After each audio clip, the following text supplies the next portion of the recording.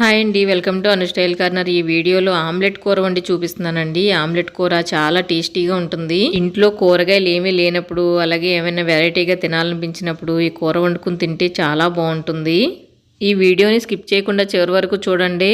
అలాగే మా ఛానల్ని సబ్స్క్రైబ్ చేసుకోండి. ఇంకా లేట్ చేయకుండా ఈ కూర ఎలా వండాలో చూసేద్దాము. నేను ఇప్పుడు దీనికోసం 4 గుడ్లు తీసుకున్నానండి. మన ఇష్టమేనండి, 5 గుడ్లైనా 6 గుడ్లైనా ఎన్ని గుడ్లైనా వేసుకుని కూర చేసుకోవచ్చు. ఇప్పుడు ఒక గిన్నె తీసుకుని ఆ గిన్నెలోకి గుడ్లో ఉన్న సొనంతా వేసేసుకోవాలి.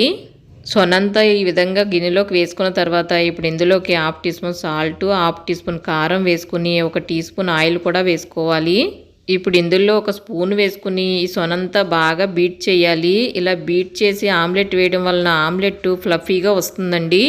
ఎప్పుడైనా సరే ఆమ్లెట్ వేసుకున్నప్పుడు ఇలా గుడ్డు సొనని బాగా బీట్ చేస్తే ఆమ్లెట్ చాలా బాగా వస్తుంది. ఇప్పుడు ఆమ్లెట్ వేసేసుకుందాము. స్టవ్ ఆన్ చేసి కడాయి పెట్టుకుని ఈ విధంగా వెడల్పుగా ఉన్న కడాయి పెట్టుకోండి. అందులోకి 2 టేబుల్ స్పూన్ల ఆయిల్ వేసుకుని బీట్ చేసిన గుడ్డు సొన ఇందులో వేసుకోవాలి. ఆమ్లెట్ కొంచెం మందంగా వేసుకుంటే కర్రీకి బాగుంటుందండి. అందుకని చెప్పి ఇలా లోతుగా ఉన్న పాన్లో వేసుకుంటే ఆమ్లెట్ మనకు కావాల్సినంత మందంలో వస్తుంది.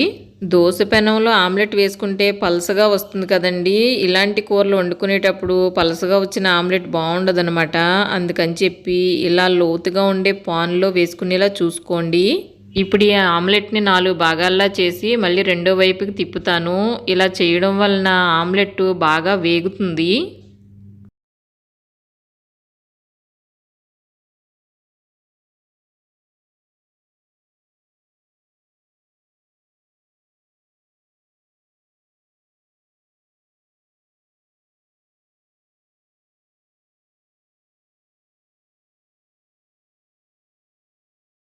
చూడండి, ఈ విధంగా ఆమ్లెట్ వేగిపోయిన తర్వాత ఇప్పుడు దీన్ని ఒక ప్లేట్లోకి తీసేసుకోవాలి.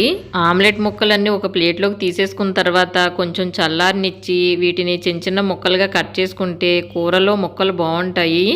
ఆమ్లెట్ తీసేసిన తర్వాత అదే కడాయిలో 2 టేబుల్ స్పూన్ల ఆయిల్ వేసుకుని 2 వెల్లుల్లి రేకలు, కొద్దిగా మినపప్పు, కొంచెం జీలకర్ర, అలాగే ఆవాలు, కరివేపాకు వేసుకుని తాలింపు వేగించుకోవాలి.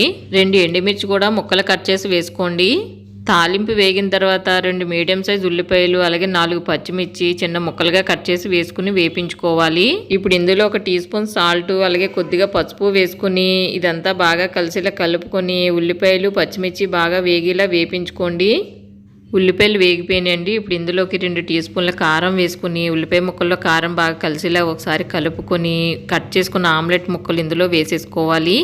ఆమ్లెట్ ముక్కలను వేసిన తర్వాత ఉల్లిపాయల్లోకి ఆమ్లెట్ ముక్కలు బాగా కలిసిలా ఒకసారి కలుపుకొని ఇందులో సరిపడ వాటర్ వేసుకోవాలి.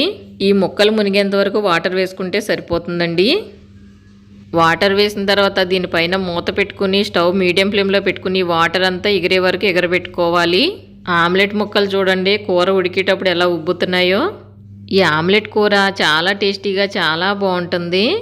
ఇప్పుడు ఒకసారి మూత తీసి చూసుకుని చూడండి, కొద్దిగా వాటర్ ఉంది కదా. ఇప్పుడు ఈ టైంలో 1/2 టీ స్పూను గరం మసాలా వేసుకుంటే కూర టేస్ట్ చాలా బాగుంటుందండి. ఇదే టైంలో ఒకసారి టేస్ట్ చూసుకుని ఉప్పు కారం ఏమైనా తక్కువ అనిపిస్తే వేసుకోవాలి. ఆమ్లెట్ కూర రెడీ అయిపోయిందండి. చాలా టేస్టీగా ఉంటుంది. రైస్లోకైనా చపాతీలోకైనా చాలా బాగుంటుంది. మీరు కూడా ఒకసారి ఇలా ట్రై చేయండి, చాలా బాగుంటుందండి. మీకు ఈ వీడియో నచ్చితే లైక్ చేయండి, షేర్ చేయండి, అలాగే మా ఛానల్ని సబ్స్క్రైబ్ చేసుకోండి. మరో మంచి వీడియోతో మళ్ళీ కలుద్దాము. Thank you for watching.